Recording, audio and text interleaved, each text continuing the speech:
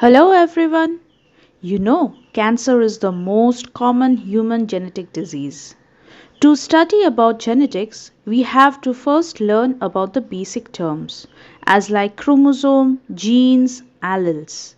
So welcome to Science Circle to discuss on the above topics.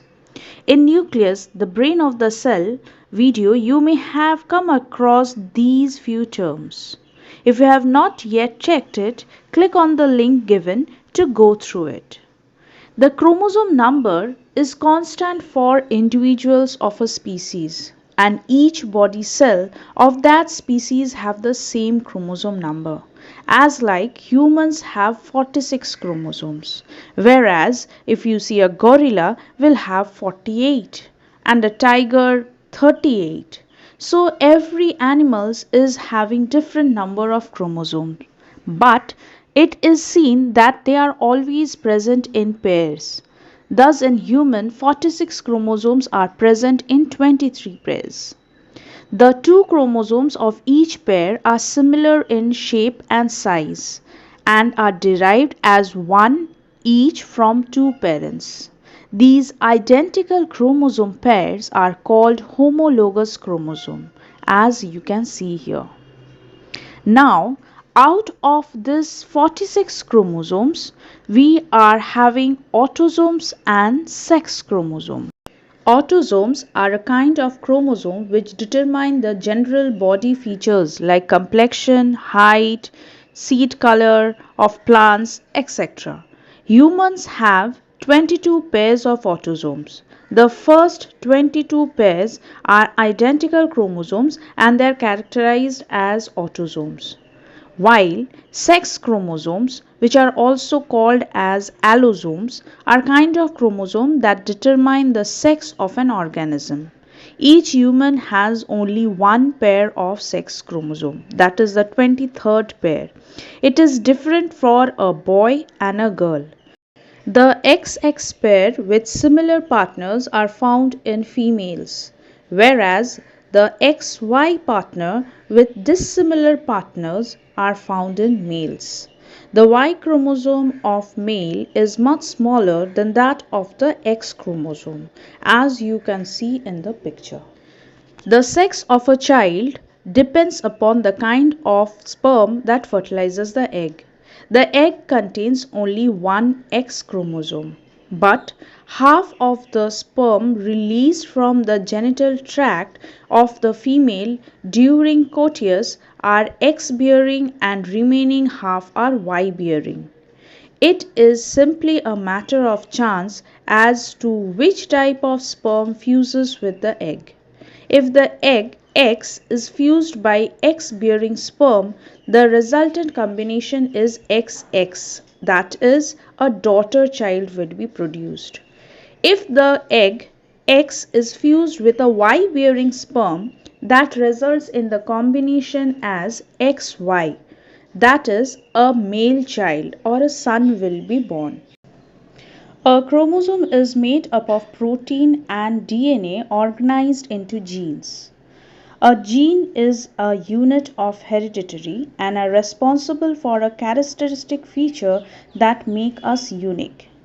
A gene has also some alternative forms or expression producing different effects, which we say as allele, as you can see here with brown and blue-eyed allele on a chromosome.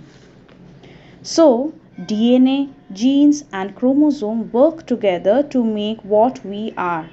Chromosomes carry DNA in cells. DNA is responsible for building and maintaining our human structure. DNA is made up of three basic units which we will be studying in our upcoming video. The structure will be discussed there in details. So if we quickly take a review what we have learned and let us proceed, then we will see the three units combined together to give us a molecule which we say as DNA, which are double helical in structure. Many such DNA molecules form long chains and the sequence of DNA molecules is called a gene. Yes. So genes are the specific part of a DNA segment that determine the hereditary character. Again, an allele is a variant of a particular gene. Many genes come together to form a thread-like structure called chromosomes. This structure is obtained only during cell division. When cell is not in the dividing phase, the genetic material remains in the tangled form which we say as chromatin, and it remains inside the nucleus of a cell. Here is a small difference between a gene and allele. So we can understand alleles are the different alternative forms of a gene occupying the same position or locus on homologous chromosome and affects the same characteristic but in a different way. We can have different types of alleles as like dominant and recessive allele. Out of the two alleles of a gene, one is dominant, that is, they are super ruling, and the other one is recessive, that is, subordinate, or their characteristics are not being expressed. To understand this, again, if we take some example of tongue rolling. A large number of people can roll their tongue into a tube projecting out of the mouth. Try yourself whether you can do it, or ask your friends if they can do it. Most of them can do it, but a few may not. The gene for the tongue rolling is located on a particular pair of chromosomes. Thus, every individual has a pair of the gene. It's a rule in genetics to present the dominant gene by a capital letter, or here it is capital R for rolling, or if it is recessive, then it will be presented with a small r, that is non-rolling. Thus, a recessive gene of one which is in the presence of the contrasting dominant gene is not being expressed.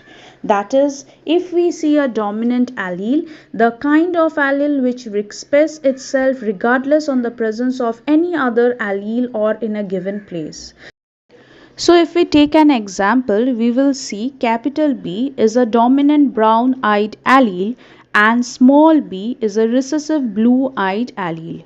So if we check the offspring after a cross has been done, we will have capital B, capital B, capital B, small b and small b, small b. What does this represent? Capital B represents denoting that it is a homozygous brown eye, whereas capital B small b denotes heterozygous brown-eyed, whereas small b denotes homozygous blue-eyed. So here a new term has been added, that is homozygous and heterozygous. So what it is? So, if two same copies of same allele coding for a particular trait is found, they are said to be as homozygous, that is capital B or small b. Whereas two different copies of allele coding for a particular trait is called heterozygous, that is capital B small b when present here, which is representing the heterozygous brown eye. Now here brown eye is dominant over blue eye, whereas a recessive allele can only be expressing itself if the same recessive allele is present. When there is small b, then only the blue color eye is expressed.